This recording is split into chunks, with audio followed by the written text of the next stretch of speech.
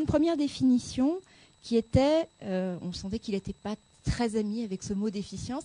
Il nous l'a défini comme être efficace, être autonome et être juste, avec une conception de l'efficience qui reposait surtout sur une adéquation ressources-moyens, sur une logique de régulation, et pas nécessairement, et je pense qu'on va rentrer dans ce sujet cet après-midi, sur une logique en termes de résultats face à une ressource mobilisée. Et puis ce matin, on a un peu voyagé. Alors aussi, c'était Rochefort, Langres, Beach, mais c'était bien, c'était différent, mais c'était bien aussi. Et on a surtout illustré le propos de Monsieur Fiat d'hier, qui nous parlait de la faculté qu'on avait à s'attribuer les territoires. Et on a bien vu, en tout cas moi j'ai perçu dans les exemples qui nous ont été montrés ce matin, que chaque fonction régalienne, justice et armée, déclinait sa carte dans son territoire, avec l'interrogation de voir le calque de ces cartes se regrouper à un moment donné. Et on est même arrivé à un instant où on nous a indiqué que désormais l'armée n'aménageait plus le territoire, et même elle faisait tout pour que les acteurs économiques s'installent désormais dans les casernes. Donc c'est intéressant que cet après-midi on partage dans cet atelier la vision des acteurs économiques de territoire à efficience, et comment ils appréhendent ces notions. On va peut-être en préambule explorer un peu la notion d'efficience qui, comme disait Monsieur Vigneron, est un néologisme, c'est un anglicisme, c'est exact. Une des définitions pourrait être de réaliser un objectif avec un minimum de moyens engagés possibles et nécessaires.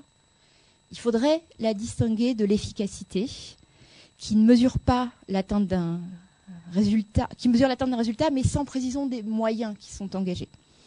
Et il faudrait aussi la distinguer de la rentabilité, ce mot un peu vilain dans nos hôpitaux, qui évalue un résultat au regard de résultats financiers rapportés à un capital investi. Finalement, c'est un ratio coût-efficacité. Être efficient, ce serait peut-être être efficace en faisant une bonne utilisation des ressources. Alors aujourd'hui, si on est un peu provocateur à l'hôpital, on évite de s'aventurer sur les pistes enneigées de la rentabilité, on s'organise mieux, et puis tant mieux si c'est rentable et si ça améliore le résultat économique. Dans les structures privées, l'efficience, c'est plutôt une première exigence, et puis c'est aller au-delà de la rentabilité, et l'efficience, c'est au-dessus. On voit bien que le rapport est un peu différent. Alors on va voir comment trois acteurs économiques très différents appréhendent ces notions de territoire et d'efficience. Est-ce que le territoire est un frein, une opportunité? Est-ce que les organisations économiques, comment elles appréhendent le territoire face à une logique économique qui est la première pour eux, qui est très prégnante? Comment définissent-ils, et c'est ce que M. Zilberberg va nous expliquer, la proximité nécessaire, la mutualisation, la taille critique, autant de sujets que nous avons aujourd'hui sur la table dans nos hôpitaux. Sont-ils devenus, comme nous l'a suggéré M. Pellegrin, les nouveaux aménageurs du territoire, ou les aménageurs de demain? Et puis, comment, et ça je pense que M. Valadier nous l'expliquera, cette exigence d'efficience peut être aussi une chance pour un territoire et un moyen de le faire survivre.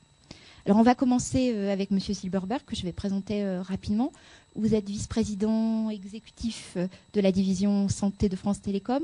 Vous avez occupé diverses fonctions au sein de cette société.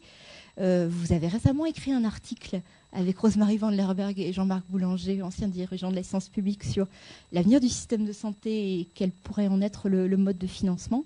Et ce qui nous avait intéressé lorsqu'on avait préparé l'atelier, c'est que France Télécom symbolise pour nous une entreprise qui a des contraintes proches des nôtres. Il y a une continuité de service, il y a une proximité, c'est une entreprise de service.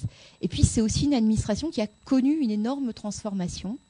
Et c'est enfin une société qui, par son cœur de métier, le numérique, fait qu'aujourd'hui, la notion de territoire n'a pas tout à fait le même sens avec Internet, avec les techniques numérisées.